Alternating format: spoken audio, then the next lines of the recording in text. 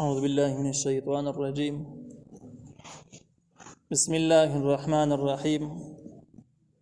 قد خسر الذين قتلوا أولادهم سفحا بغير علم وحرموا ما رزقهم الله افتراء على الله قد ضلوا وما كانوا مهتدين. سورة الانعام 140 نمبر آیت.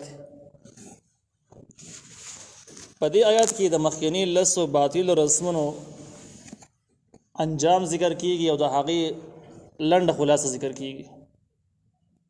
حاصل دا دی چې مخکې موږ وویل چې په دې مخکني سبقونو کې د لسو رسمونو تردید شوی و. هغه د جهالت لس رسمونه چې په هغې باندې انسان مشرک کېده او د اسلام سره هېڅ مناسبت نه و. په هغې کې لنډ دا چې خپل ماشومان لوڼه وژل پکې شامل و. دغې نه علاوه چې کوم څیزونه الله تعالی پیدا کړي دي لکه څاروي، فصلونه، هغه راغستل د بوتانو په نوم باندې خیراتي کول او هغه ثواب ګڼل، دغه ځان د مصیبت او شرکو. بیا د الله تعالی دپاره جدا حصه مقررول او د بوتانو دپاره جدا حصه مقررول.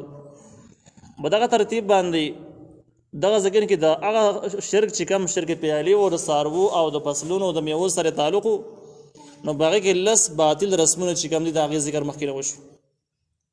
دې ذکر کې دغه ټولو باطل رسمونو لنډه خلاصه او د هغې انجام ذکر کیږي.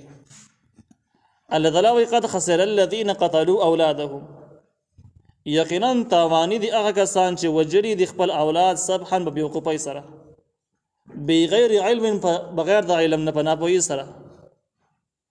یعنې په دې معنی شرعي علم هم نه لارو، خپل عقل یې هم کار نه کوو او خپلې ماشومان لوڼه به یې وجلې. وحرموا ما رزقهم الله افتراء على الله، او دوی حرام ګڼلي دي هغه چې الله تعالی ورکړي وو د وجې د دروغ جوړولو نه په الله تعالی باندې. مخکې موږ وویل لس څیزونه لس خبرې داسې وي چې په هغې کې داسې شیزونه چې الله تعالی حلال ګرځولي وو د مخلوق دپاره، الله ورکړي وو، خو دوی د خپل طرف نه هغه حرام ګرځولي وو د بوتانو په نوم باندې. نو الله تعالی وایي دغه خلک چې کم څیزونه الله حلال کړي دوی حرام ګڼي او دغه شان خپل اولاد په ناجایزه باندې وژني، بې علمۍ او بېوقوفۍ سره یې وژني، نو دا خلک چې کوم دی نو قد ضلوا، یقینا دا ګمراه او د مخکې نه.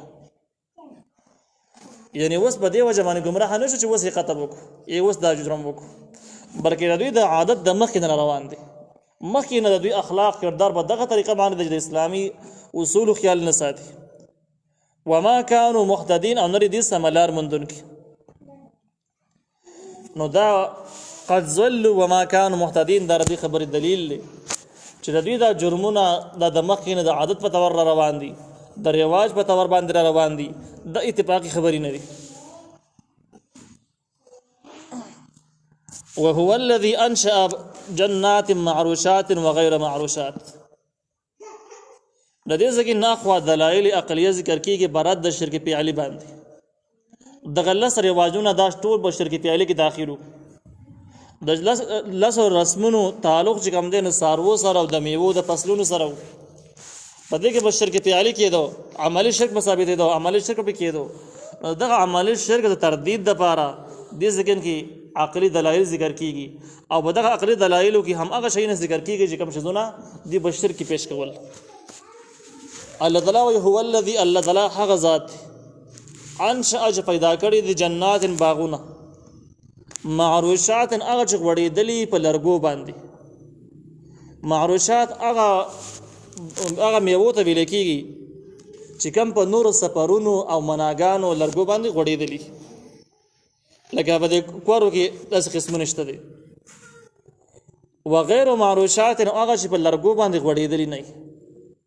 په دې ځای کې د معرف القرآن د رای او د هغه تفسیر مطابق درې قسمونه جوړېږي. یو قسم هغه دي چې هغه میوې دي په نورو لرګو او سفرونو باندې غوړېږي، لکه کور راواخله. دویم قسم هغه دي وغیر معروشات، دا یو قسم شو. وغیر معروشاتو کې وایي دوه قسمونه ذکر وشو. دوه قسمونه دا دی چې دویم قسم داسې دی چې هغه به هم غوړېږي خو په لرګو باندې نه، په ځمکه باندې به غوړېږي، لکه اندواني او خربوزي په دې طریقه باندې خټکي راواخله، دا ونو ته نه خېږي، سفرونو مناګانو سره دې تعلق نشته دی، بلکې په ځمکه باندې ټیک ټاک پای او نه خرابېږي. اولنی قسم چې کوم دی معروشات چې په لرګو باندې غوړېږي د انګور دي. انګور چې کله ځمکې د خاورې سره ټچ شي د خرابېږي، دا بیا نه پای. نو معرف القرآن وایي چې اولنې انګور شو، دویم قسم چې کوم دی غیر معروشات کې دوه قسمونه شو. نو هغه چې په لرګو باندې نه غوړېدلي، نو په څه شي غوړېدلي؟ یا خو سره بوته غوړېدلي نه، نه تنه ونه لري، لکه خوبانه یا والوچا او کجوره په دې طریقه باندې چې نه غوونه ده په هیڅ شي باندې غوړېدلې نه دی. او دویم دا چې غوړېدلې دی خو په لرګو نه بلکې په ځمکه باندې غوړېدلې دی. لکه موږ ویل خربوزه او خټکي هندوانې دا پکې وشماره چې دا په ځمکه باندې غوړېږي، مناګانو سفرونو ته دا نه خېږي. دا د معرف القرآن رایې ده. په دې ځای کې د میوهدارو بوټو درې قسمونه شو. د دې نه علاوه جواهر القرآن او احسن الکلام لیکلي دي چې دوه قسمونه پکې جوړېږي. هغې دوه قسمونه ذکر کړي دي. هغې وجه معروشات هغې ته وایي چې غوړېدونکي، نو که په ځمکه غوړېږي که په منا باندې غوړېږي لرګو باندې غوړېږي.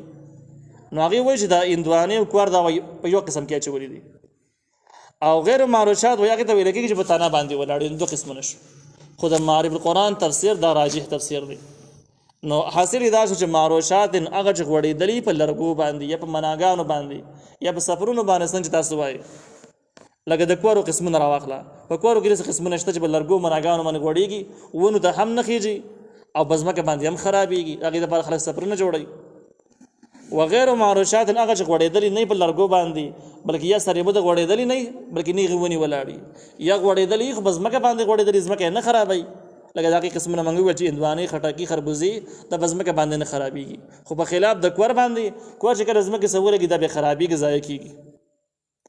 نو اوس دا څیزونه چې الله تعالی پیدا کړي دي، والنخل او کجوره والزرع او فصلونه مختلفا چې مختلفي اکله خوند د هغې، والزیتون او خونان، والرومان او انارونه متشابها هغه چې په شکل کې یو شان دي. تفسیر مدارک وایي چې متشابها په لون چې رنګونه یو شان کې دي، وغیر متشابهین هغه چې د یو بل په شان کې نه دي، یعنی خوندونه بدل بدل دي. نو د دې حاصل دا شو عام طور شرک چې کېدو دا په فصلونو کې کېدو، په میوو کې کېدو او په څاروو کې. په دې ځای کې اول د میوو او د فصلونو بحث دی چې کم فصلونه تاسو یې نه او دغه فصلونو کې هغه میوهدار بوټي تاسو یې نه چې غوړېدلو والا دي، ځینې په ځمکه غوړېږي، ځینې په لرګو باندې غوړېږي، ځینې نیغ ولاړي، ونې کړي، تنې نیولي. بیا خاص کر به دغې کجوره او فصلونه چې کوم دي نو دا ټول الله تعالی پیدا کړي دي. الله تعالی داسې قادر مطلق ذات دی چې په یوه خاوره ده، یوه ځمکه ده، یو قسم اوبه دي، د یو قسم اوبو نه یې دومره عجیبه عجیبه جدا جدا صفتونه والا بوټي را زرغون کړي دي، خوندونه هم بدل دي، صفتونه هم بدل دي. دغه شان ده کې والزیتون، خونان، والرومان او انار متشابها چې هغه د یو بل په شانته کې دي په رنګ کې، وغیر متشابهین هغه چې د یو بل په شانته کې نه دي په خوند کې. یعنی دغه خونان او انار در مختلفو علاقو ته راواخله. په دې بوټو کې هم دنه قسمونه وي، علاقې سره هم تعلق یې. لکه انار دی، یو انار ته راواخلې نو ستور انار به هغه به خوږي، بل انار راواخله د بل ځای نه راواخله، د بل بوټي نه راوش کوه، هغه هم دغه ستور انار به دانې به سري په دغه شکل کې به هغه به خوږ نه، هغه به تریو وي، بل قسم به. دغسې حالات د خونانو دي. خونان هم جدا جدا ذایقو والا خوناني او نو ښکاره باندې شکل او رنګ یو شان دی، د پاڼې به یو شان دی، دانې به یو شان دی، خو چې ذایقې کله چې ذایقې بل شان دی. اوس د دومره لوی نظام چې یوه ځمکه، یوه خاوره، بیا د هغې کې دننه یو انار ته راواخله، دغه یو انار بیا هم په مختلفو خوندونو کې تا ته میلاویږي او رنګ ته به یو شانته کې. دغه شانته کې په مختلفو خوندونو کې به تا ته خونان میلاویږي، اگر چې ظاهر رنګ به یو شانته معلومیږي. دا دومره لوی نظام دا د الله تعالی دی او د الله تعالی سره په دې نظام کې هېڅوک شریک نشته دی. لہذا کم خلک چې د بتانو حصې پکې کوي، د شیطانانو حصې پکې کوي، ډېر زیات جهالت نه ډک کار کوي. الله تعالی وایي کولو خورئ من ثمره، د دې د میوو نه، اذا اثمره، هر کله چې میوې ونیسي. کله چې میوې ونیسي د دې نه خورئ، د بوتانو او د شیطانانو په نوم باندې په ځان باندې په زور مه حراموئ. وآتوا حقه، او ورکوئ حق د دې یوم حصاده، په ورځ د کټ کولو د دې باندې. فصل کټ کول یا میوې شوکول د حصاد ویل کېږي. کله چې تاسو دا میوې کټ کوئ، شوکوئ، فصلونه کټ کوئ، د الله تعالی حق دې نه ورکوئ. حقه کې دوه احتمال دی. یو احتمال دا ده چې حقه د ضمیر نه مراد الله تعالی شي، بیا به داسې شي چې وآتوا حقه، تاسو ورکوئ حق د الله تعالی یوم حصاده، په ورځ د کټ کولو او د شوکولو د دې میوو. که د یهونه مراد د فصلونه او میوې شي، بیا به داسې شي چې تاسو ورکوي حق د میوو د فصلونو په ورځ د کټ کولو د هغې باندې. نو دې نه مراد به څه شي؟ بیا د مفسرینو په دې کې اختلاف شته. چا ویل چې دا وآتوا حقه یوم حصاده نه مراد صدقه ده، نفلي صدقې. چې کله تاسو غنم جوار ورېبئ نو دې کې تاسو خیرات کوئ، دا مطلب دی خیراتي ته ورکوئ. دغه شان کله تاسو میوې راوشکوئ نو دې کې تاسو د الله تعالی حق ورکوئ. څه مطلب؟ یعنی دې کې صدقه خیرات پکې کوئ، صدقه پکې کوئ په میوه‌دارو بوټو کې. دا یو قول دی. دویم قول دا دی چې د حق نه مراد زکات دی، چې دې نه تاسو زکات د عشر ورکوئ. بیا کم کسان چې د دې صدقې قایل چې دا زکات نه د صدقه مراد ده، نفلي صدقه مراد، زکات مبارک نه دي. دا غوی رای دا چې دا آیاتونه دا صورت د مکی صورت او مکه کې د حج مکه کې د زکات فرضیت نو راغلی. نو معلومیږي دا چې د دې نه مراد صدقې دي، زکات نه مراد نه دي. خو مشهور علما چې کوم دي، امام ابن العربي الاندلسي چې مشهور عالم تر شوی دی، د خپل زمانه یو لوی بزرګ تر شوی دی، د خپل تفسیر په احکام القرآن کې وایي چې ردی آیات د حقه نه مراد زکات مراد دی. او زکات ورکول د مکه کې وایي د دې اگر چې نصاب موجود نه و، دغه شان د کې پوره اصول موجود نه و، حکم یې موجود چې زکات به ورکوي. بیا دغه سره به دې باندې ډېر مختلف دلایل شته چې زکات مکه کې د دې حکم موجود چې زکات ورکوي، خو صرف دا مسله بیا دومره وضاحت موجود نه و چې زکات په څومره مقدار کې ورکوي، د کم کم سیز نه ورکوي، اصول نه و. نو خلکو به مجبوران داسې کوله چې کله به باغونو نه میوې شو کولی نو غریبانان له به لږ ورکولي، او په دغه طریقه باندې به خپله غاړه ازادوله. هغه زکات چې کوم شرعي زکات د چې لسمه ده یا شلمه ده، دا هغې اصول چونکې موجود نه و، نو په دې وجه باندې خلکو به دغه کم زکات چې موږ وباسو لسمه او شلمه، کومه چې باراني ځمکې د هغې نه لسمه او چې کومه باراني نه د نیر نه د هغې نه شلمه، نو دا اصول په مکه کې موجود نه و، ځکه خلک د خپلو باغونو پوره مالکان نه و، د ظلم او د وحشت شپې ورځې پې تېرېدلې او هغه اصول او فضا برابر نه وای سړي زکات ورکړی وي. نو هغه ټیم کې هم صحابه کرامو دغه شان صدقې ورکولي، غریبانان به لږ لږ ورکولي، او زکات دغه ترتیب خو موجود نه و، خو زکات حکم موجود چې زکات به ورکوي. یو ځل به د دې نصاب راشي، اصول به راشي، ته مخکې تاسو تیار اوسېږئ، زکات حکم به راځي، تاسو به ورکوئ. بیا چې کله نبي علیه السلام هجرت وکړ مدینې منورې ته راغی، مدینه منوره کې تقریبا 2 کاله وروسته د هجرت نصاب چې کوم دی نو الله تعالی نبي علیه السلام ته وښودو او نبی علیه السلام صحابه کرامو ته د هغې بیان وکړو. او دغه روایت امام ترمذي رحمه الله نقل کړی دی. نبی علیه السلام وفرمایل چې کومې ځمکې باراني دي د هغې نه تاسو لسمه ورکوئ، او چې کومې د نهرونو ځمکې دي او هغه ځمکې چې په هغې باندې خرچه کېږي، تاسو کومې اوبه راتړئ، رټونه دي، کویان دي، بیلونه پسې راځي، ټکسونه پسې راځي، نو په هغه ځایونو کې تاسو شلمه ورکوئ. او بیا بل روایت کې داسې دی چې نبی علیه السلام وفرمایل هر هغه شی چې کوم د ځمکې نه راوځي نو په هغې کې تاسو عشر ورکړئ، لسمه پکې ورکړئ. نو لسمه په هغه ځایونو کې شو، عشر په هغه ځایونو کې شو چې کوم ځایونو کې باراني او د ځمکې نه راوځي نو خامخا پکې لسمه ورکړئ. نو اوس معلومه دا شوله چې فصل هم د ځمکې نه راوځي، بیا دغه شان دی د میوه‌دار بوټي هم د ځمکې نه راوځي، د بل ځای نه راوځي، د پیداوار د ځمکې دی، او چې کومې علاقې بیا بارانیم دي نو به دغه ټولو خلکو باندې لازم ده چې د خپلو میوو نه او د خپلو فصلونو نه لسمه زکات ورکړي. دا د امام ابن عربي رحمه الله تحقیق دی، کوم چې احکام القرآن کې ذکر کړی دی.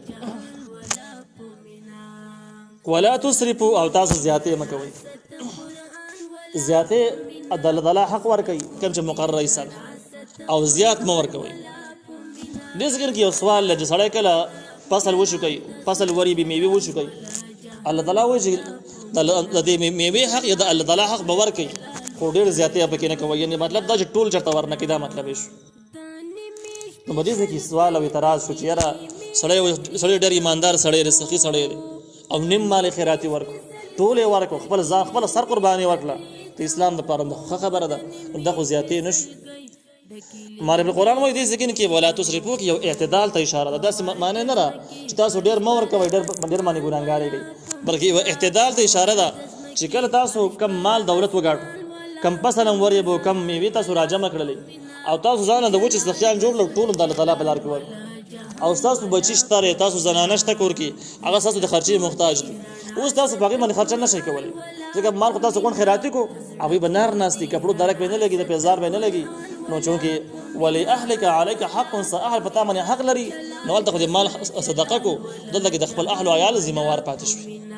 دغه شان که ځان له پکې هم نارې تېرې پیزار کپڑا پکې نه لري نو نبی علیہ السلام فرمایي ولنفسک علیک حق الانسان نفس هم ته حق لري خپل ځان له کپڑے پیدا کول پیزار په خپل کول چې هغه په کې محفوظ وي دا د خپل نفس برته حق دی نو چې کله غون خیرات کله ځان خیاب لخ فکر زینار ګرځي دا هم ګناه ده دا اعتدال نشو دا زیاتې شو دا ولا تسرفوا مصداق شو او سره دومره وس لري چې یاره خپل اهل عیال له خرچه برابرولې چې د بل ځګین نه برابرولې شي ځان له پیسې برابر ده د کپړې د خوراک حساب برابر دی او دغه نه بعد غون خیرات ورکړ مده کې د ګناګار نه دی خو د تسرفو معنا دا ده چې اصل نه خپل ځان او خپل اهل عیال دا محتاج پاتې نشي او دغه مضمون ته اشاره ده ولا تسرفوا انه یقینا الله لا يحب المسرفين محبت نه کوي زیاتی کوونکو سره چې مسائل او احکامو کې اعتدال نه زیاتې بکی کوي